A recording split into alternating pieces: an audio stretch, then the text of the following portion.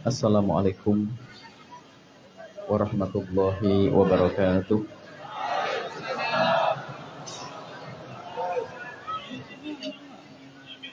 Alhamdulillah alladzi akrama man syaa min ibadihi bihubbil khair wa ahlihi. Wa salatullahi wa salamuhu ala habibir rabbil alamin sayyidina Muhammadin wa ala alihi wa ashabihi wa tabi'ina lahum bi ihsanin ila yaumiddin. Allahumma ya rabbana a'inna ya rabbana ala ta'atik wa ala tarki maksiatik. Habib ilaina ya rabbana al-khaira waj'alna ya rabbana min ahlih. Allahumma ya rabbana ja'alna minal mutahabbina fik wa minal mutazawirina fik wa minal mutajalisina fik wa minal mutabadilina fik innaka anta ala kulli syai'in qadir. Amma ba'd, yang sangat kami cintai semua para perindu baginda Nabi, pecinta baginda Nabi, perindu ridha Allah, dan yang sangat kami cintai juga orang tua kami, Bapak Gubernur, Masya Allah, mendampingi kami, dan beliau Ustaz Dr. Rijal yang bangkoni kalau bahasa Jawa, yang harus ngeramut masjid ini. Semoga beliau ini dijaga oleh Allah, dan semuanya kita harus banyak mendoakan orang yang punya kegiatan kebaikan. Semoga Allah memanjangkan umurnya, memberikan kesehatan, dan memberikan kesempatan untuk berbuat baik lebih banyak lagi. Yang sangat kami cintai para perindu ridha Allah, kita harus sadar bahwa yang mempertemukan kita ini adalah Allah. Begitu mudah Allah mempertemukan kita. Kalau bicara kesibukan, semuanya macam-macam kesibukan. Dan semua kesibukan bisa dijadikan alasan untuk tidak menghadiri majelis ini. Tapi kenyataannya, Allah membawa kita ke tempat ini. Maka ini loh yang harus kita sadari, bahwa itu karunia Allah, nikmat. Nikmat besar dari Allah. Dan tidak ada seorang hamba yang bisa melakukan sujud sekali kecuali karena Allah pilih. Tidak ada seorang hamba yang bisa berderma 1.000 rupiah kecuali Allah pilih. Tidak ada orang yang bisa menghadiri tempat mulia yang seperti ini kecuali karena Allah pilih. Ini yang harus kita sadari dan kita yakini. Kemudian setelah kita sadar dan yakin kalau itu nikmat dari Allah, pastikan setelah ini, apakah setiap habis sholat, di saat-saat Anda mengadu kepada Allah, hadirkan makna syukur, puji syukur kepadamu ya Allah. Tadi malam telah kau mudahkan kami menghadiri tempat mulia itu ya Allah. Dan tambahkan ya Allah, seperti engkau telah mudahkan kami berkumpul di tempat mulia tadi malam ya Allah, mudahkan kami untuk kelak berkumpul di surga bersama kekasih-Mu Nabi Muhammad. Itu yang harus ada dalam lintasan hati kita. Semua perkumpulan yang kita buat di dunia, sebesar apapun, sehebat apapun, jika tidak membuahkan pertemuan di surga, maka itu pertemuan sia-sia. Insya Allah pertemuan ini adalah pertemuan menuju surga. Karena ini disebut oleh baginda juga dengan sebutan taman surga. Baik, mumpung kita berada di taman surga, yuk kita bicara yang menjadikan semua itu serba kaya di surga. Pendidikan dari Nabi, bagaimana kita di dunia bisa merasakan seperti di surga. Disebutkan bahwasanya kisah para kekasih-kekasih Allah, beliau berani berkata bahwasanya seandainya di surga nanti seperti yang aku rasakan saat ini, niscaya itu sudah sangat cukup. Lalu kita bertanya, apa sih yang dirasakan oleh para kekasih Allah? Wong di dunia kok sudah seperti merasakan di surga? Dijawab, aku merasakan di dunia seperti di surga karena di hatiku tidak ada benci dan dengki, dan di hatiku tidak ada dendam kepada sesamaku. Ini kuncinya untuk menjadikan kita di dunia seperti berada di surga. Dan di tahun ini dan tahun-tahun sebelumnya, ilmu yang paling penting untuk kita hadirkan adalah bagaimana ilmu menata hati. Karena kita sering dihadapkan dengan permusuhan, belum lagi fitnah yang bukan sesuatu yang terjadi kadang, tapi cukup mengganggu hati kita. Kadang menjadikan kita benci kepada seseorang, prasangka buruk kepada seseorang, sehingga mental kita dan hati kita ini sering atau terlatih karena media sosial, atau karena mohon maaf persaingan di dalam dunia perpolitikan misalnya, itu kadang kita dilatih untuk bermusuhan. Pemilihan, misalnya contoh pemilihan presiden, kadang-kadang ada 01, 02. Padahal yang di atas sana sudah akur, tapi yang di bawah kadang masih bermusuhan.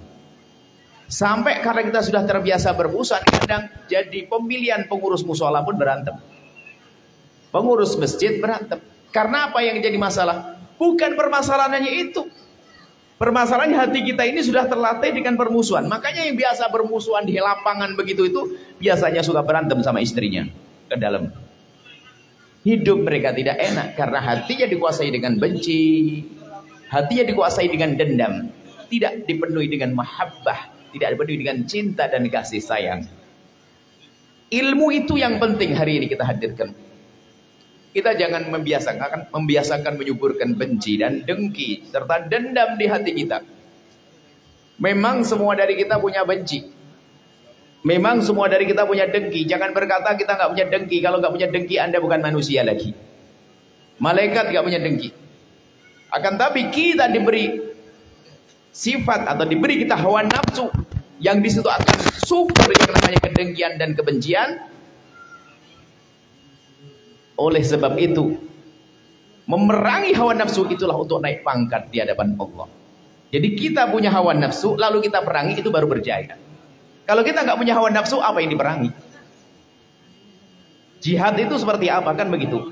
Kita punya dengki, kita punya benci, kita punya dendam kepada seseorang, tapi kita perangi. Sehingga biarpun di hati kita ada dengki, ada benci, akan tapi ternyata kita seperti orang yang saling mencintai. Kita memerangi benci di hati kita. Nah ini yang perlu kita hadirkan pada kesempatan singkat ini. Karena kalau pertemuan pertama itu hendaknya kita menyatukan hati dulu. Kalau sudah saya jatuh cinta kepada Anda dan Anda jatuh cinta kepada kami, akan ada kesinambungan. Biarpun kita tidak bertemu, akan bersambung dan bersambung terus. Kita harus ini yang paling pertama dan utama. Lalu bagaimana menghilangkan benci atau memangkas benci? Kita bayangkan dulu deh kalau benci itu menyiksa. Kalau dengki itu menyiksa, kita harus sadari dulu itu. Dan kalau kita perhatikan tuh orang bodoh banget. Yang bangun rumah tetangganya, kenapa dia yang sakit kok bodoh banget dia. Tapi kenyataan ada. Yang naik pangkat itu tetangga, tapi kenapa dia sakit. Yang beli mobil tetangga, tapi kenapa dia sakit. Kan bodoh banget. Cuman kenyataannya itu ada. Dan kadang kita tidak menyadari bahwasanya itu penyakit di dalam hati kita. Sehingga kadang kita piara. Kita bayangin dulu. Begitu menyakitkannya dengki kepada seseorang. Ayo. Dan kalau sudah dengki itu jadi penyakit di hati, bukan kepada tetangga sebelah saja, teman di kantor juga jadi sebab kita sakit hati. Jadi sakit hatinya itu banyak sekali. Begitu juga orang yang dendam. Anda pernah menemukan orang dendam? Orang hati kotor masalah dendam. Kadang-kadang kalau sudah marah sama temannya dicatat dalam buku hariannya. Demi Allah aku tidak rela nanti sampai di akhirat akan aku tuntut. Waduh serem banget ini. Kalau Anda menemukan orang seperti itu, kayaknya batal deh jadi mantu dia. Ada orang punya dendam seperti itu. Nah itu pun harus diolah hatinya. Dengki itu berlaku kepada siapa saja, dendam kepada siapa saja. Ustadz dengan ustadz pun bisa dengki. Bahkan Imam Ghazali menyebut la hazada ka hazadil ulama. Nggak ada dengki lebih serem daripada dengkinya ustadz. Ustadz bangun pondok, di sampingnya ustadz lagi bangun pondok, nggak mau. Ada semacam itu, macam-macam. Karena hasud. Tapi kalau sudah orang bersih dari dengki dan bersih dari dendam, begitu indahnya hidup. Ada bayangin ibu yang dendam sama seseorang. Kalau kita lagi dendam sama orang, marah sama seseorang, lalu tersimpan di hati amarah. Dendam. Hadir pengajian pun kadang dendam kalau dibawa tuh menyiksa. Dan lucu juga. Ibu-ibu, bukan ini bu, solehah semuanya. Ada ibu-ibu hadir pengajian karena yang datang itu pengajian ustadz idolanya katanya. Ustadz yang sangat diidolakan. Wah, dia cari tempat, terlambat dia. Nggak ada tempat, bingung dia. Toleh kanan, toleh kiri, nggak ada tempat duduk. Pokoknya di depan itu kok ada tempat kosong, enak banget di depan. Langsung ke depan, senang banget. Alhamdulillah, sudah telat, dapat tempat di depan, bisa melihat langsung dekat sama ustadz idolaku. Duduk dia. Baru duduk 1 menit sadar, di sampingnya orang yang didendamin. Langsung mulai keringetan dia. Miringnya sudah mulai berubah begini. Sudah nggak nyaman. Dia senyum melihat ustadz nggak nyaman, capek, bodoh sekali orang dendam begitu. Dan itu kisah pendendam. Itu kalau masih ada di dalam hati dan masih dalam bentuk mimik yang berubah. Tapi ini akan mengundang kejahatan lagi apa? Ngomongin. Bukan saja kisahnya kisah menggunjing kalau orang dengki dan dendam serta benci, bukan hanya menggunjing, kadang menfitnah. Ayo. Jadi kalau kita cermati, semua kejadian problem ini berangkat dari dengki yang hadir dalam bentuk kata-kata jadi fitnah. Jadi adanya fitnah di dunia ini adalah karena dengki dan benci. Iblis itu bikin gara-gara tuh karena ngedengki kepada Nabi Adam alaihissalam. Kisah putra Nabi Adam Qabil Habil karena dengki. Nah, lalu bagaimana sekarang? Kita sudah tahu deh, begitu jelek yang dengki. Kalau sudah benci, dengki, dendam itu ada di hati, nggak pandang kakak adik pun rebutan waris, ada atau tidak? Bodoh sekali. Lalu pahalanya di mana? Apakah dia mungkin orang kayak begitu sedekah bangun masjid, bangun pondok? Ya nggak mungkin. Kalaupun bangun pondok bukan karena Allah. Karena apa? Duit adiknya saja diembat kok. Mau naik haji dan umrah, dialah yang ke neraka lewat Mekah. Warisan rebut saudaranya, senang sedekah dan senang kebekah. Pasti bukan karena Allah. Kalau dia ngerti kemuliaan di hadapan Allah, pasti diberesin urusan saudaranya. Cuman kenapa itu terjadi? Tadi penyakit di hatinya sudah berubah, bukan cinta lagi yang ada di hati. Kalau sudah yang di hati bukan cinta lagi, ya itu kisahnya orang-orang yang berebut waris. Sahabat menjadi bermusuhan, padahal dulu kawan sekolah bersama, bahkan kadang satu alma mater, gurunya sama. Bahkan kadang-kadang dia sama-sama ustadz, padahal sukses semuanya. Bahkan kita menemukan satu keluarga kakak adik musuhan. Allah. Kakak adik seorang kiai meninggal dunia. Punya anak 2 ustadz muda. Itu semuanya punya satpam masing-masing. Kalau ada tamu tolong ya bawa ke sini, jangan sampai ke rumah abang saya, katanya. Tamu, cegat tamunya. Enggak belok ke rumah abang. Dari rebutan tamu sampai nanti rebutan jualan di kantinnya. Belum lagi rebutan kos-kosan pondok. Ini saya bikin contoh kelas ustadz. Sebabnya apa? Bukan karena nggak punya ilmu, karena di hatinya dikuasai dengan dengki dan benci, bukan lagi cinta. Kalau cinta itu bunyinya berbeda. Kalau cinta bunyinya berbeda. Pembagian waris, kita pernah membagi waris orang yang masih dikuasai dengan cinta.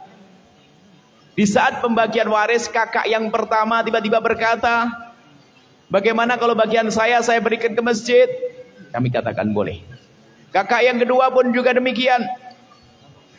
Tiba-tiba kakak yang ketiga berkata, kalau saya belum bisa bangun pondok, bantu pondok dan masjid karena kebutuhan saya banyak. Kami sampaikan itu halal, waris adalah halal. Selagi belum bisa bersedekah, jangan sedekah. Gunakan harta warismu adalah untuk kepentinganmu. Tiba-tiba adiknya berkata, karena kebetulan adiknya seorang perempuan nikah dengan seorang laki-laki yang sangat cukup. Lalu yang terakhir ngomong, Buya, gimana kalau jatah saya diambil abang saya yang masih butuh? Boleh tidak, Buya? Allah, diberikan kepada abangnya, bukan rebutan.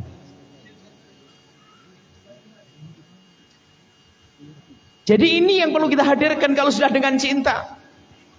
Pembagian waris sangat gampang. Hitungan waris nanti kasih menjadi bab damai. Gimana adek, apik perlu mana? Jatah saya emang ini gede banget, tapi adek kan belum, Mbak, belum berdiri. Adek mau ambil bagian saya?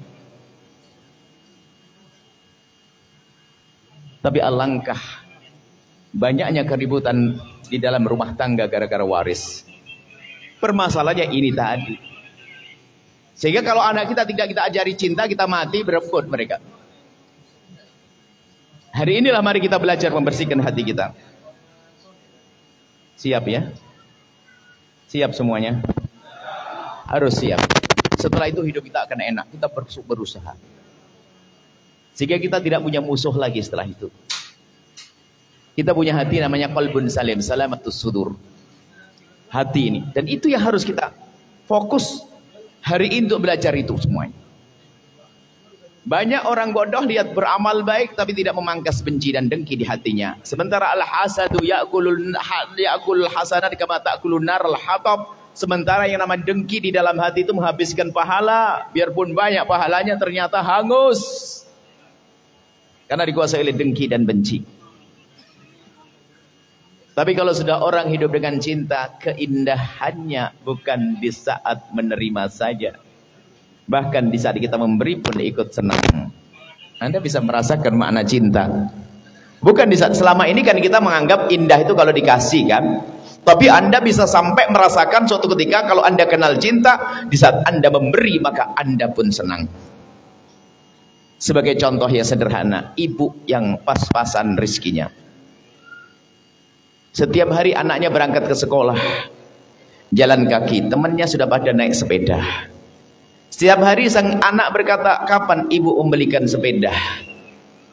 Ibu diam-diam menabung. Tabungan belum cukup. Tengok jemarinya. Ada cincin kecil. Dipegang telinganya ada anting. Dicopot itu anting. Dan cincin dicopot. Pergi ke tukang emas dijual. Digabungkan dengan tabungan yang sudah ada. Bisa jadi sepeda. Dibelikan sepeda. Setelah itu sepeda diberikan sang anak. Pagi hari itu sang anak dengan penuh riang gembira naik sepeda ke sekolah. Ibu melihat senang atau tidak? Antingnya hilang. Karena jin. Dan itu bisa berlaku kepada siapa saja, bukan urusan anak. Lalu kenapa kita tidak mencari cinta biar hidup kita indah? Dan hiburannya banyak kalau orang punya cinta. Kalau kita tidak punya dengki kepada tetangga, tidak punya benci kepada tetangga, tapi yang ada adalah cinta karena Allah. Tetangga beli mobil seneng atau tidak? Ikut seneng. Tetangga bangun rumah, ikut seneng. Adik sukses, ikut seneng. Surganya banyak. Makanya dikatakan, kalau orang bisa memangkas penyakit ini, dia seperti di surga, biarpun belum masuk surga. Baik. Kita harus dulu jelaskan permasalahannya dulu, baru nanti kita kasih solusi.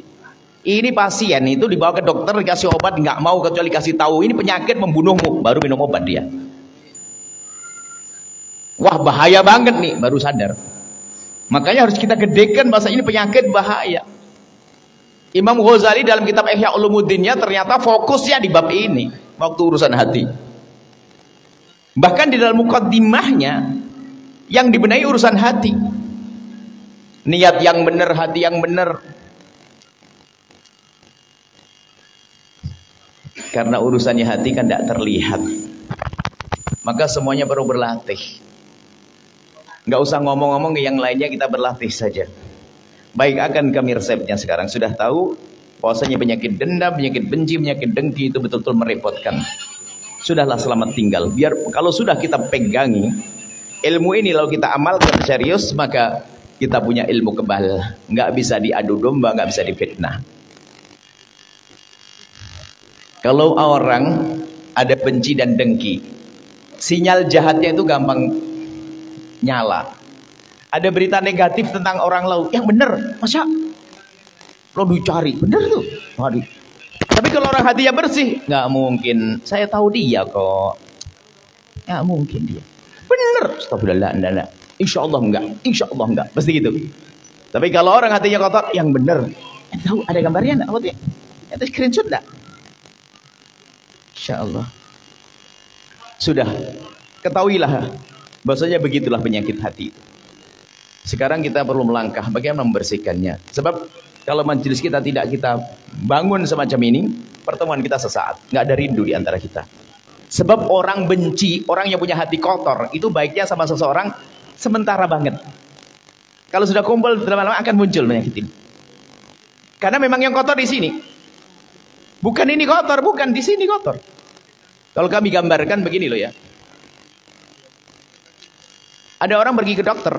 Ini sebenarnya ini cerita lucu, cuman cerita lucu setelah saya jadikan cerita lucu kok jadi cerita hikmah. Cerita guyon maksudnya, bukan cerita lucu, cerita guyon. Ada orang pergi ke dokter, bilang, dokter, kening saya sakit. Diperiksa sama dokter, nggak ada sakit. Dagu saya sakit, dokter. Diperiksa sama dokter, dagunya nggak sakit. Perut, dada saya sakit, dokter. Nih, saya ada sakit. Dilihat sama dokter, nggak ada. Lututnya, jempol kakinya kata sakit dokter. Nggak ada pak, nggak ada yang sakit pak. Tapi sakit, ini lo sakit. Iya. Coba saya lihat pak, jarinya. Oh rupanya tangannya yang kena canteng. Canteng tahu? Yang membengkak, yang keluar nanah. Gara-gara luka sedikit. Rupanya yang sakit adalah tangannya. Untuk megang jidatnya sakit tangannya. Begitulah kalau orang hati kotor. Lihat orang kayak jahat semuanya. Dia jahat. Baik sesaat. Besok menjadi jelek juga. Okonya semuanya kayak jahat semuanya. Dia jadi apa saja tersisa, misalnya apa? Sumpah sama suaminya. Karena dia benci sama tetangganya, nggak ada cinta. Bang, hidup kita kayak di neraka. Kenapa? Punya tetangga, ini setan, itu iblis, itu genderuwo, itu demit. Lengkap. Dia tok yang manusia, tetangganya jahat semuanya. Akhirnya pak sama suaminya, bang yuk kita tinggalin deh. Kita mau liburan ini. Kita liburan 2 minggu deh, seminggu atau lebih 2 minggu. Liburan musim apa, liburan panjang lah. Keliling dia beli tiket sama Karibu. Wah rekreasi kata. Dia ngomong sama suaminya. Bang enak banget jauh dari tetangga setan. Iya sih dek, iya. Betul pergi. Senang dia. 2 minggu. Hari ke-12, 13, hari ke-15 balik lagi. Pulang ke rumah. Sakit lagi. Ketemu lagi sama tetangga. Karena sebetulnya yang sakit dia, bukan tetangganya. Dan begitulah. Pokoknya kalau Anda membiarkan penyakit hati Anda akan dalam bahaya. Hidup Anda susah. Kepada ibu, kepada saudara. Susah. Maka dari itu yuk gimana cara membenahinya. Baginda Nabi mengajarkan itu semuanya. Ulama-ulama menjelaskan. Tapi Anda harus mau melakukannya. Kalau tidak Anda rugi.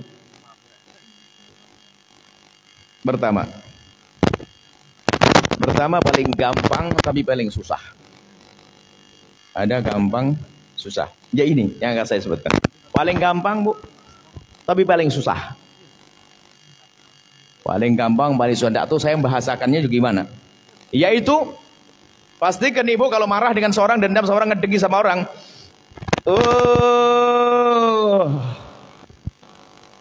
Doakan dengan doa kebaikan. Kita dengi tetangga tokonya gede banget. Ya Allah, semoga tokonya tambah gede, rezekinya tambah banyak. Ya Allah, semoga. Gampang ya? Gampang tapi susah. Ya itu loh, gampang tapi susah ya ini. Tapi Anda harus bisa. Bahkan kalau Anda marah dengan seseorang, jangan diikuti marah itu dengan gunjingan tapi caci maki ke dia. Rugi.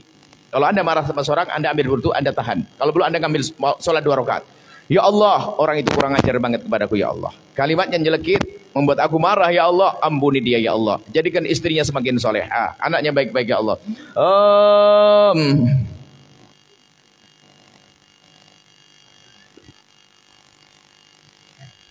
Gampang tapi kira-kira bisa enggak ibu? Ibu bayangin bu, ada orang pinjam duit nggak balik-balik. Sudah begitu kelihatan beli motor lagi. Kalau ngomong gaya begini biar kalungnya gelangnya kelihatan. Tadi kalau saya jalan-jalan, biar kalung. Sudah begitu melengos sambil marah. Apaan sih? Nagih-nagih utang, nggak punya duit. Jatuh dompetnya. Duitnya kelihatan banyak. Oh, kurang ajar banget nih, sedang ngomong nyelekit. Pinjamnya baik-baik. Giliran ditagih lari-lari terus. Anda marah enggak kira-kira? Baik. Ambil air wudhu. Sholat 2 rakaat. Doain semoga rezekinya tambah banyak. Semoga dijaga oleh Allah. Bisa enggak kira-kira? Berat ya? Bagus. Ibu jujur. Berat ya? Berat. Memang itu namanya operasi. Mengeluarkan penyakit itu operasi itu nggak bisa langsung comot begitu. Operasi sesar ada tanpa dibius? Nggak ada, harus pakai bius. Langsung operasi ambil bayi, buka perutnya. Wah, bayi nih perut ya bu, istriku tak boleh pindah. Harus ada obat bius. Makanya sekarang akan kami kasih obat bius. Tolong telan obat bius. Nanti setelah itu Anda begitu mudah mendoakan orang itu. Anda tidak akan lagi mencaci setelah ini. Kalau Anda mau mendengar betul setelah ini. Ya, belum ada obat biusnya mengatakan bisa, bohong tuh, bohong. Ibu mau bu, saat aku hamil di sesar tanpa bius? Gak mau, gak bisa. Nah, obat biusnya akan kami beri saat ini. Ada hadis Nabi, ada 2 dosis, 2 tablet. Tablet pertama adalah sabda Nabi SAW, "Ma min 'abdin muslimin yad'u li akhihil muslimi 'ala dhahril ghaibi illa wa qala al malaku wa laka bimithlin." Tidak ada seorang hamba, yakin Nabi yang bersabda, pasti betul. Tidak ada seorang hamba yang mendoakan saudaranya yang tidak ada di hadapannya, orangnya ada di rumahnya, atau yang lagi bermasalah. Pensyarah hadis menjelaskan, kalau ada orang mendoakan orang lain yang dia lagi jahat kepadanya, gitu loh masalahnya. Kita mendoakan orang yang jahat kepada kita, jahil kepada kita, maka malaikat mengatakan kamu yang dapat duluan. Sehingga dikatakan oleh para ulama, ada doa yang sangat mudah dikabul oleh Allah, tapi sangat dilupakan oleh hamba Allah. Yaitu doa dengan cara mendoakan orang lain, khususnya orang yang bermasalah. Dan itu mujarrab ibu. Jadi oleh ibu, kalau bapak kalau punya masalah dengan orang ganggu Anda, urusan pribadi ya, bukan urusan agama. Kalau urusan agama harus marah kita. Agama kok direndahkan. Urusan pribadi, kita dicaci, kita diolok, duit kita diambil dan sebagainya. Kalau Anda pengen dikabul doa Anda punya hajat apa? Ya Allah, hajat anak saya pengen mau sekolah, semoga rezeki saya sempit. Kesempatan. Doakan orang-orang yang bermasalah dengan Anda. Ya Allah, itu orang pinjam duit nggak balik-balik ya Allah. Semoga rezekinya banyak ya, semoga anaknya sekolahnya lancar ya Allah. Malaikat menjawab, kamu duluan yang bakal lancar. Dan itu mujarab hakikat. Sehingga kita punya guru mengatakan, sudahlah, doa itu jangan bingung pergi ke Multazam sana. Kapan kamu bisa umroh? Belum tentu bisa umroh tahun ini. Mau minta doa ke kiai, kiainya susah ditemui. Karena sibuk. Ayo, mau kapan?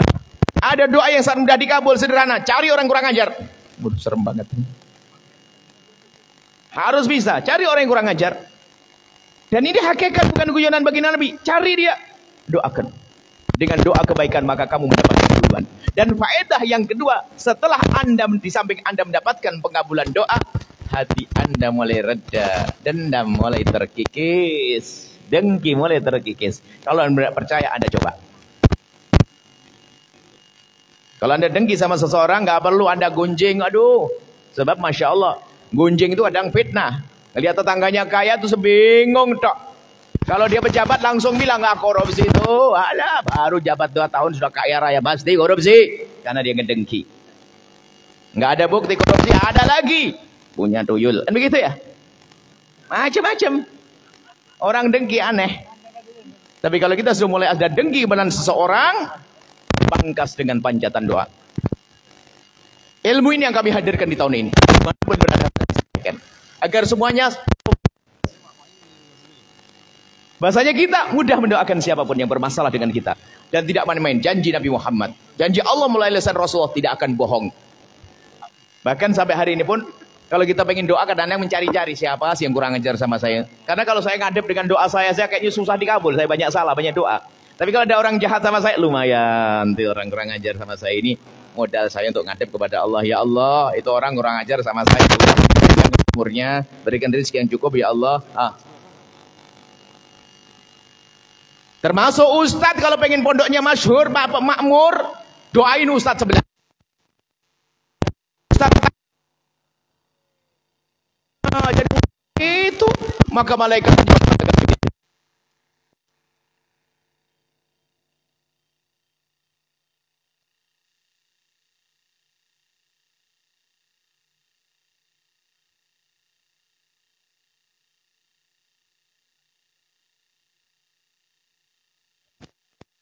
itu karena apa? Saya kotor tangan.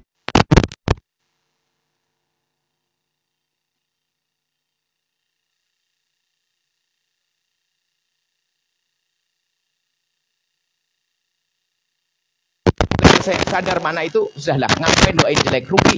Mending doain baik biar balik ke saya. Egois juga sebetulnya. Cuman paling tidak hati saya lumayan, tidak teramat dengki, tidak teramat dendam. Masih agak berat ya. Berarti kurang kuat dosisnya ini. Saya tambah sedikit lagi dosisnya. Anda merenung.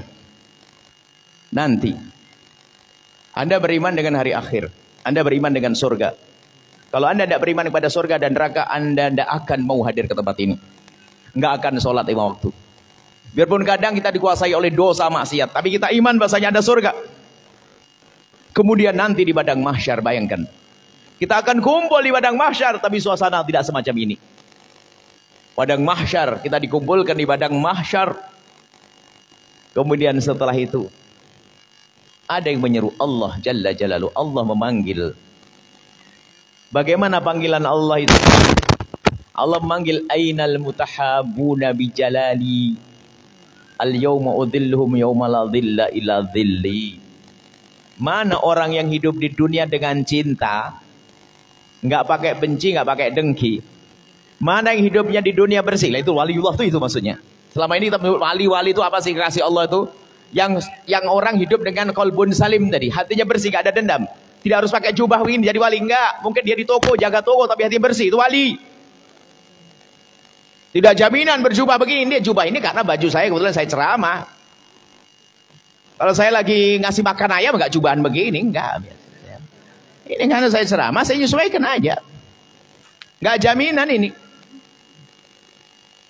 Pakaian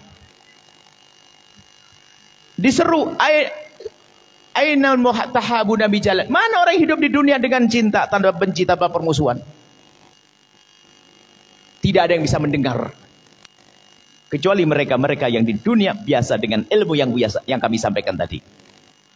Orang yang di dunia adalah dengan cinta hidupnya, setiap ada benci dipangkas, setiap ada dendam dipangkas, maka berubah menjadi cinta, namanya mutahabin, saling mencintai karena Allah.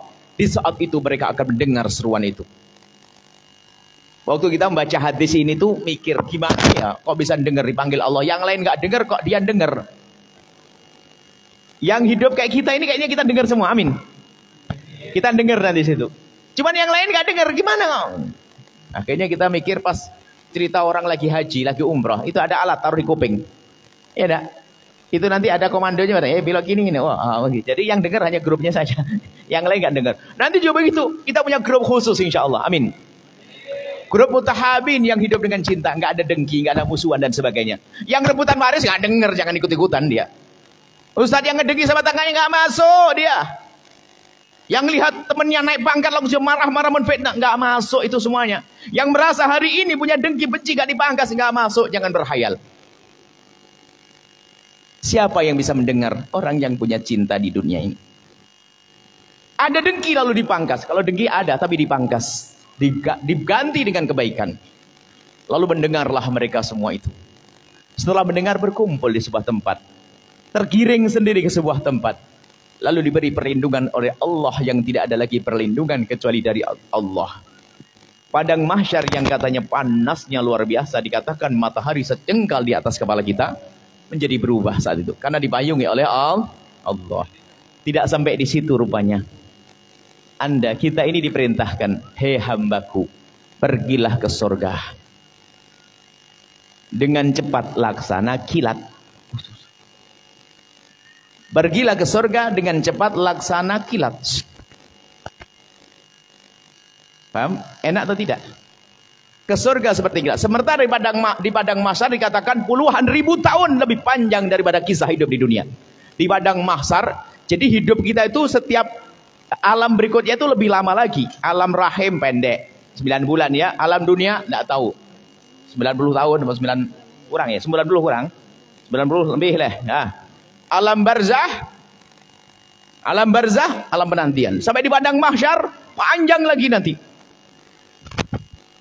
Bagi orang-orang yang hidupnya dengan cinta tadi disuruh meluncur ke surga dengan cepat. Di sisi lain Allah yang maha adil, ini lihat. Allah yang maha adil, biarkan kita akan meluncur ke surga. Amin. Di sisi lain Allah yang maha adil memberi kesempatan.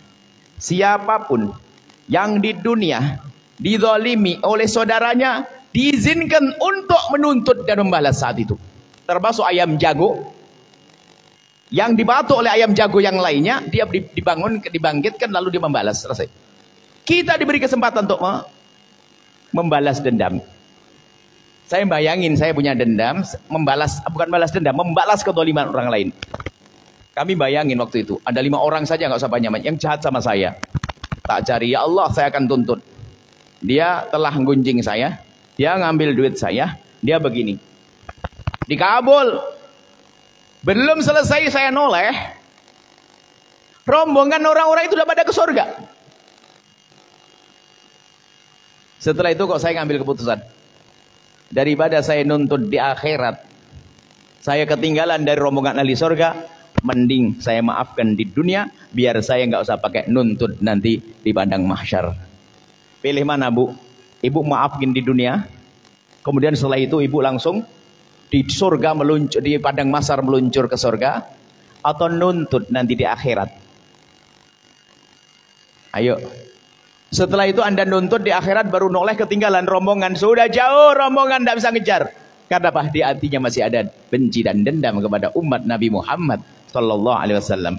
Setelah kita dengar kisah ini, Bu, saya pastikan deh, siapapun yang jahat sama saya deh, yang jahat sama saya, yang dolim saya aja beneran, Bu. Ibu nanti coba, nanti tak doain baik dah kalau ibu sama sehat sama saya. Pokoknya siapapun deh yang gunjing saya, memfitnah saya, mengganggu saya doain deh dengan doa kebaikan. Semoga hatinya lapang, Allah beri rezeki yang banyak. Itu kita putuskan. Mulai hari itu saya tidak mau doain jelek deh, rugi doain. Saya tidak mau ketinggalan di padang mahsyar nanti. Saya tidak mau ketinggalan dari rombongan orang-orang yang masuk surga dengan cepat. Gara-gara di hatinya masih ada dendam tadi. Lah dengan renungan semacam ini semakin lega kita. Semakin mudah kalau kita untuk mendoakan orang lain dengan doa kebaikan. Ibu, bapak, ibu soleha, bapak-bapak, mau ketinggalan di padang mahsyar atau cepat ke surga? Yakin? Enak. Kalau ke surga langsung enak. Yang pinjam duit masih dimarahin, dendam? Kalau ibu doain jelek malah bahaya loh ya. Itu yang pinjam duit kalau doain jelek, jangan-jangan doanya dikabul. Kemarin mah jahatnya cuma pinjam duit gak balik-balik saja. Cuman gara-gara didoain jelek dikabul, jadi pencuri lagi. Waduh, nyuri duit kita lagi. Habis sudah minjem duit, nyuri lagi.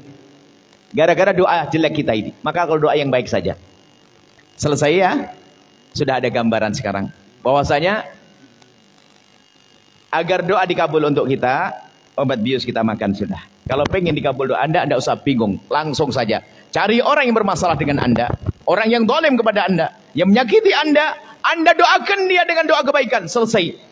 Anda akan diberi oleh Allah. Dan hati Anda mulai lembut setelah itu. Kemudian Anda renungi, di saat nanti di padang mahsyar, kalau Anda hidup di dunia dengan cinta, membuang dendam dan benci, serta dengki, Anda akan meluncur ke surga dengan cepat. Maka mulai hari ini ayo, Pulang ke rumah masing-masing. Catat orang-orang yang kurang ajar. Hakikat, bukan mainan, bukan guyonan. Hakikat, dan saya coba lakukan itu. Cuman judulnya diganti, orang-orang baik yang harus aku doakan, gitu loh. Jangan bilang itu kurang ajar, harus aku doakan. Dibaca oleh anak Anda nanti. Anda bang, orang baik Anda doakan. Maka dengan itulah nanti perlahan demi perlahan lisan kita akan terjaga. Semarah apapun Anda akan keluar kalimat baik. Semoga dia mendapatkan hidayah. Sehingga di WhatsApp Anda pun tidak ada caci maki. Kalau buat YouTube pun tidak ada menfitnah dan mencaci mengolok. Nggak ada caci maki dan olokan. Tapi hari ini lihat, orang lihat YouTube komentar jelek. Orang lihat ini komentar jelek. Karena hatinya kotor, maka tidak akan keluar kecuali juga kotoran. Tapi kalau hati Anda bersih, akan keluar kalimat baik. Dan malam ini kita belajar membersihkan hati. Siap? Baik, insya Allah. Maka doain kami juga. Di saat kami tidak ada di hadapan Anda, doain kami. Semoga selamat. Kita ahli surga semuanya. Malaikat menjawab, Anda juga ahli surga loh ya. Gitu malaikat. Insya Allah ini saja sebagai obat atau ramuan pertemuan kita pertama. Sehingga dengan begini nanti akan muncul cinta di antara kita. Dan terapkan ini semua untuk kepada siapapun. Pastikan, jangan disisakan satu orang pun dari hamba Allah. Sejahat apapun dia. Kalau Anda balas dengan kebaikan yang seperti kami sampaikan, hati Anda akan sejuk. Nggak punya musuh. Kayak di surga, biarpun belum masuk surga.